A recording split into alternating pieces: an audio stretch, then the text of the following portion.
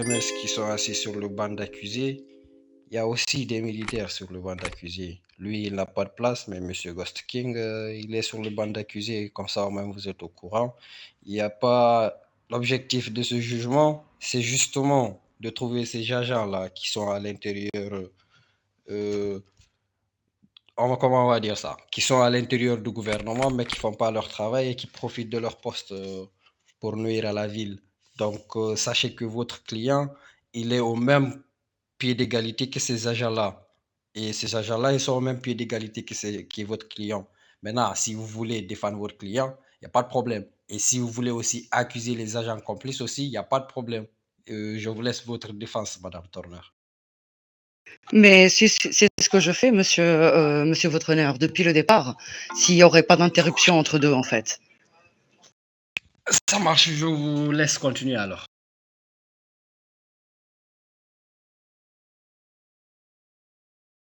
Je ne le suis pas. Je pose mes mots clairs et francs.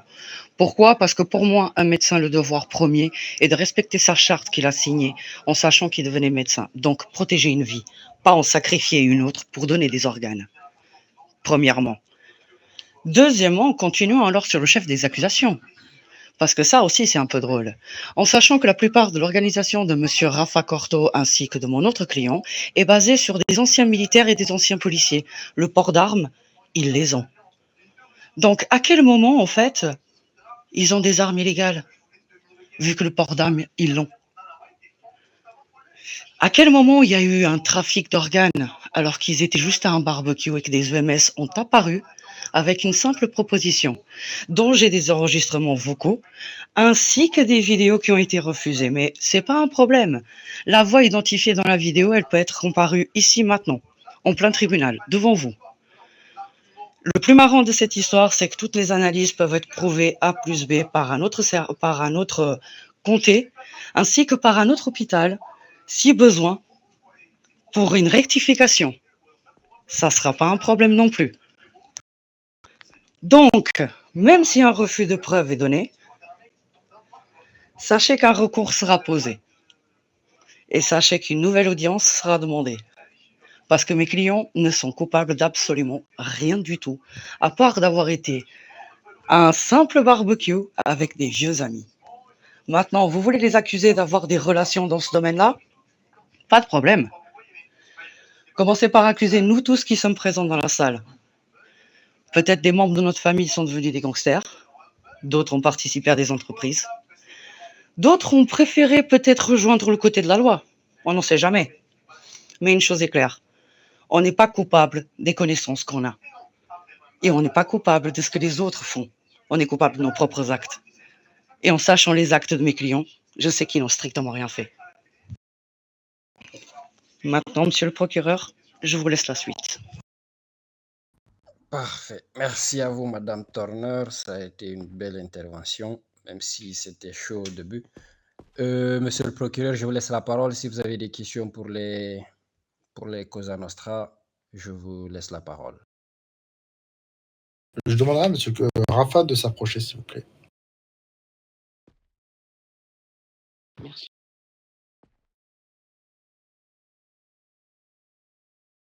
Monsieur Rafa, bonjour. Est-ce que vous allez bien? Ça va, votre honneur, et vous? Très bien, merci. J'aurais une question.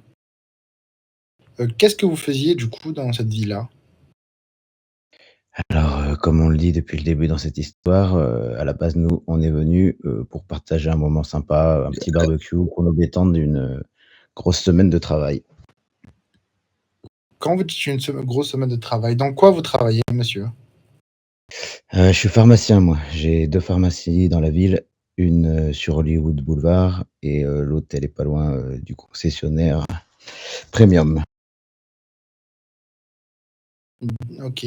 Je peux savoir qui vous a invité précisément ou pas? Oui, c'est mon ami, Bax, on est très bons amis depuis très longtemps. On a beaucoup, travaillé ensemble, organisé des événements, comme des trucs au bar, des courses et cetera. OK. À ce moment-là, quand vous étiez dans la villa, est-ce que vous pouvez me dire avec qui vous étiez dans cette villa? Bah, j'étais avec, des membres de mon entreprise, Puis il y avait aussi des membres de l'entreprise de Monsieur Bax. Puis il y avait aussi quelques EMS qui étaient là. Ah, quelques EMS. Est-ce que vous avez un lien de près ou de loin avec certains des EMS qui sont ici sur le banc des accusés, excusez-moi? Non, pas du tout. Moi, j'ai échoué mes études de médecine. C'est pour ça que je me suis arrêté à pharmacien. Donc, aucun lien. Ok. Parce que moi, j'ai une question qui m'a surtout interrogé avec vous. Lors de votre audition, excusez-moi, on a constaté, en tout cas, j'ai constaté que vous parlez d'un calepin. Est-ce que vous pouvez nous en dire un peu plus sur ce calepin? Ouais, j'ai trouvé un calepin que j'ai ramassé par terre autour de la piscine et je l'ai mis dans ma poche. Voilà, tout simplement. Alors, affirmatif. En l'occurrence, on a retrouvé pendant cette perquisition ce fameux calepin qui appartenait aux EMS. Est-ce que, si ça vous dérange pas, de nous dire rapidement en quoi consistait ce calepin? J'ai rien compris. Il y avait des chiffres partout. Alors moi, les chiffres, les maths, c'est plus zéro que autre chose. Donc j'ai feuilleté vite fait. Il y avait des noms, mais pas plus. J'ai pas compris. Avec des chiffres, mais j'ai pas regardé plus que ça. Donc je sais pas trop. Vous avez dû le feuilleter plus que moi, non? Alors, la question va être simple parce que nous avons la réponse, mais j'espère que vous serez aussi, comment dirais-je, vous serez aussi indulgent et coopératif sur le fait où vous allez répondre à cette question. Parce que monsieur Rafa, toute coopération avec les services judiciaires actuels vous permettra éventuellement à bénéficier d'une réduction de peine éventuellement si vous êtes impliqué. Je dis bien éventuellement. Donc dans ce calepin, ma question elle est là. Dans ce calepin, est-ce que vous avez pu voir le nom de monsieur JP Krov ou monsieur Bax Madrazo? Ah non, pas du tout. Vous êtes sûr, monsieur? Ouais, j'ai vu un autre nom, mais pas ça. Ok. En tout cas, moi, je vous confirme que dans ce calepin, il a bien été écrit ce nom. Donc, c'est pour ça que je vous ai posé cette question. Mais on va passer à une autre question. J'ai aussi un truc qui m'a beaucoup interpellé lors de votre audition. Je ne sais pas ce que j'ai avec ce mot-là. Avec cette audition, j'ai votre avocate qui était... Alors, je vais vous retrouver le nom tout de suite. Laissez-moi juste une seconde. Madame... non, monsieur Rhys Turner, si je ne me trompe pas. Ouais, ce jour-là, c'était lui. Ok. Alors, votre avocat nous a dit haut et fort que vous étiez uniquement reseller. Dites-nous en plus, s'il vous plaît. Reseller, c'est-à-dire reseller de quoi? C'est ce que ça a été dit pendant l'audition. J'ai la bodycam, j'ai la preuve. Je peux la communiquer à tout le monde ici et faire une demande de suspension. Pendant l'audition, votre audition, devant la police, votre avocat et vous-même, vous avez affirmé que vous n'étiez qu'un reseller. Reseller de quoi? Alors, je me rappelle pas de ce que mon avocat avait dit. Cependant, reseller, ça fait très longtemps que je ne le fais plus. On a été mafieux il y a longtemps, mais vous savez tous qu'on s'est reconverti en entreprise. Donc là, je vois pas de quoi vous voulez parler. Je vais essayer de vous éclaircir un peu à la mémoire. En tout cas, je vais faire de mon mieux. Vous avez dit dans cette affaire, mon client. Alors là, je vais parler au nom de votre avocat. Votre avocat a dit mon client dans cette affaire est uniquement reseller. Dans cette Ah, affaire, mon client est uniquement reseller. Donc, je pense que nous comprenons tous le français ici et il est un peu compliqué de refuser ou de pas comprendre le fait qu'il vous est directement impliqué dans cette affaire. alors, je pense qu'il a simplement répondu à votre question parce que c'est vous qui m'impliquiez dans cette affaire et donc, sachant qu'il y avait les EMS, il a dit dans cette histoire, si j'avais un truc à me reprocher, ça aurait d'être reseller, mais sinon, c'est tout parce qu'il y a que vous qui nous impliquiez là-dedans. C'était pas moi qui me suis amené au commissariat. Alors, déjà, pour répondre à la première chose que vous avez pu dire, non, c'est pas moi qui vous ai auditionné. Donc, moi, j'étais sur le côté en train d'écouter la conversation. Je pense que je suis pas fou, en tout cas pas encore. J'ai bien compris et entendu ce qui a été dit. Donc maintenant, libre à vous de le reconnaître ou pas. Bon, c'est à votre charge, j'ai envie de vous dire, parce que les preuves sont là. Donc on va faire simple. Monsieur Rafa, nous, on a constaté que vous étiez reseller. Partons de ce principe-là. Soit vous êtes franc jeu avec nous aujourd'hui, soit tout ça sera retenu à charge contre vous. Parce que là, concrètement, les preuves et les caméras de l'audition, on les a. Juste un instant, s'il vous plaît. Madame Turner, un instant, Monsieur Corto, s'il vous plaît. Madame Turner, c'est quoi la raison de votre objection? Reseller de quoi à proprement parler? Montrez-moi les preuves, parce que m'accuser de reseller et le prouver, c'est Alors, autre chose. s'il vous plaît, juste pour éclaircir sur ce sujet vite fait, je ne sais pas si vous n'avez pas eu accès à tous les dossiers, mais j'ai été l'un Normalement, des oui. premiers. Alors, pourtant, j'ai été l'un des premiers, moi, à visionner la vidéo où il y a Monsieur Riz qui dit que Monsieur Bax n'est qu'un acheteur, pour utiliser son propre mot à lui, parce qu'il n'a pas dit reseller, il a plutôt dit un acheteur. Donc, que Monsieur Bax, lui, il était impliqué que juste en tant qu'acheteur. Donc, on ne va pas passer toute la journée sur ce sujet. Monsieur le procureur, merci de passer à la question suivante, s'il vous plaît. Merci en tout cas pour ce petit éclaircissement. Donc, je vais poser une dernière question. Alors, pourquoi vous êtes resté dans la villa alors que vous avez connaissance du matériel qu'il y avait dans cette villa? Alors non, j'avais pas connaissance du tout du matériel, puisque vous avez dit le jour de l'audition que c'était dans le sous-sol. Nous, on était en terrasse, monsieur. Donc, j'avais aucunement connaissance de tout ça. Dernière question, et après je vous embête plus, monsieur Rafa. Est-ce que vous avez des choses à apporter au niveau de la cour? Est-ce que vous avez des aveux ou des choses à nous faire partager ici directement? Aucunement. Je n'ai rien de plus à ajouter. C'est noté. Je vais appeler du coup monsieur Ghost à la barre.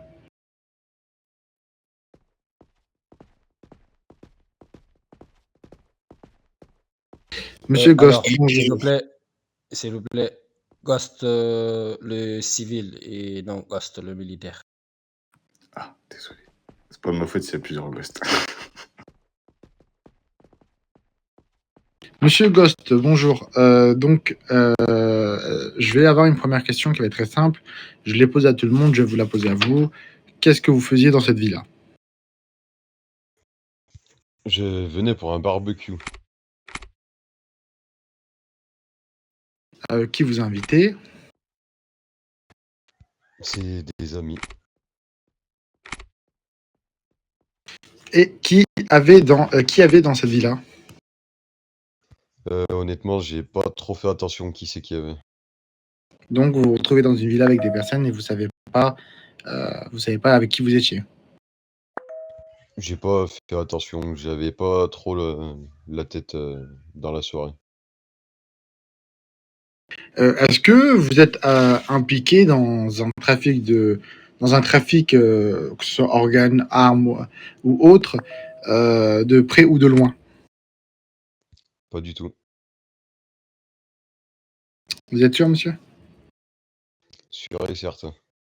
Donc, comme j'ai posé la question à votre collègue, le 5 juin, on vous voit sur des caméras de surveillance au niveau de l'aéroport.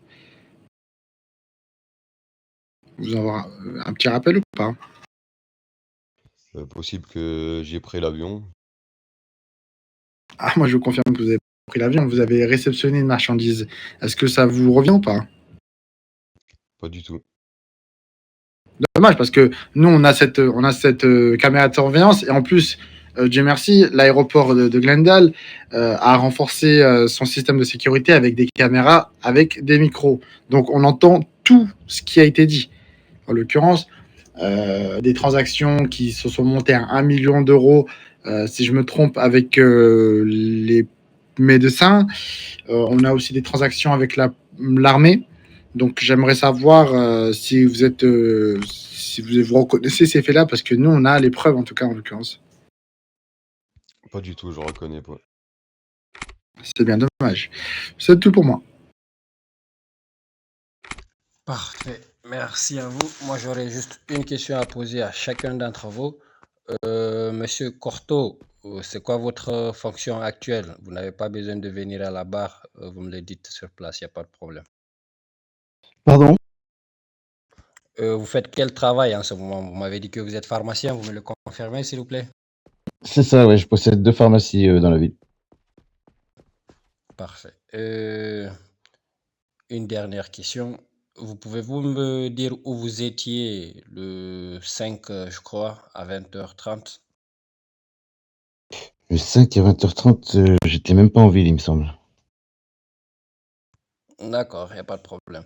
Monsieur Ghost, vous pouvez m'expliquer où se trouve l'arsenal militaire que vous avez, je sais pas comment on dit, c'est que vous avez acheté à l'aéroport la même date? Parce que les vidéos montrent bien qu'avec des militaires, vous avez acquisitionné un arsenal militaire de grande ampleur. J'aimerais bien savoir si vous savez où se trouverait ce stock parce que pendant la perquisition dans la villa de Monsieur Bax, nous ne l'avons pas retrouvé. Je Ah, sais pas j'en du ai tout où il se trouve. Ah, donc vous confirmez qu'il existe si vous ne savez pas où il se trouve, mais c'est que vous savez qu'il existe, l'arsenal militaire en question. Pas du tout, j'ai jamais dit ça. D'accord, il n'y a pas de problème. Je vais passer aux personnes suivantes. Madame Van Fahissa, vous avez la parole. Mes respects. Merci à monsieur le procureur de m'avoir donné la parole. Alors, avant de commencer, c'était vraiment pas prévu, mais j'ai eu le temps d'écouter toutes les parties prenantes. Et il y a un petit fait qui m'a vraiment interpellée. C'est, on va dire, lorsqu'on arrive au niveau de mes clients qui sont des agents de l'État et qu'on spécule un peu sur eux, je dis non. Alors, je m'explique. Avant de commencer à parler pour Monsieur Mad et Madame Bichota, je reviens sur l'argument présenté par Madame Goss, si Monsieur le procureur me le permet. Oui, allez-y. Alors, depuis le début de cette procédure, ces clients soutiennent qu'ils ignorent totalement ce qui se passait dans cette propriété. Je pense que nous tous ici, nous avons entendu cela. Ils affirment ne rien savoir. Ils affirment ne rien avoir vu. Ils affirment même n'être pas au courant des activités qui se passent dans leur propre maison. Pourtant, dans sa plaidoirie, ma consoeur demande aujourd'hui pourquoi des EMS se trouvaient sur place, sous-entend qu'ils participaient nécessairement à ces activités. Je m'interroge, comment ces clients qui peuvent et qui affirment ignorer totalement ce qui se passait dans leur propre maison permettent à leur défense de spéculer sur la motivation et les activités des personnes présentes. Alors, soit ces clients ne savent réellement rien, dans ce cas, ils ne sont pas en mesure d'affirmer quoi que ce soit concernant des UMS, soit ils savent ce qui se passait dans cette maison et leur version depuis le début de la procédure devient beaucoup plus difficile à soutenir. On ne peut pas simultanément prétendre ignorer tous les faits et dans le même temps désigner des responsables potentiels. J'en ai fini pour cela. Alors, je reviens à mon client. Je reviens à ce député. Je reviens à, on va dire, cet agent public. Je souhaite rappeler un principe fondamental du droit pénal moderne, la prise en somme d'innocence. L'article 9 de la Déclaration des droits de l'homme du citoyen dispose que tout homme présumé, jusqu'à ce qu'il ait été déclaré coupable, est innocent. Aujourd'hui, mon client comparaît devant vous. Cette juridiction avec 9 chefs d'accusation, si je me permets, si je connais encore compter. Lorsque nous examinons les preuves qui le concernent, personnellement, nous constatons une accumulation de soupçons, mais peu de certitudes. Alors, l'accusation, donc vous, tente d'établir un lien entre la présence de mon client dans la villa et l'ensemble des activités criminelles qui auraient pu s'y dérouler, qui auraient pu, bien sûr. L'accusation tente d'établir, or, en droit pénal, la responsabilité pénale est personnelle. On ne condamne pas un homme pour les actes des autres. On ne condamne pas un homme parce qu'il connaît certaines personnes. On ne condamne pas un homme parce qu'il était présent dans un lieu. On condamne un homme lorsqu'il est démontré qu'il a lui-même participé à l'infraction. Chose un peu minime pour l'instant. Mon client a déclaré avoir été invité pendant son interrogation. Il a dit qu'il a été invité à cette soirée entre amis. Cette déclaration n'a jamais été contredite jusqu'à présent. Donc, concernant le matériel médical, qui est la chose la plus importante en tant que EMS,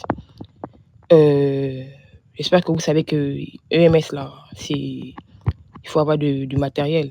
Donc, je rappelle que mon client exerce comme EMS. Il manipule quotidiennement du matériel médical. Une empreinte démontre un contact.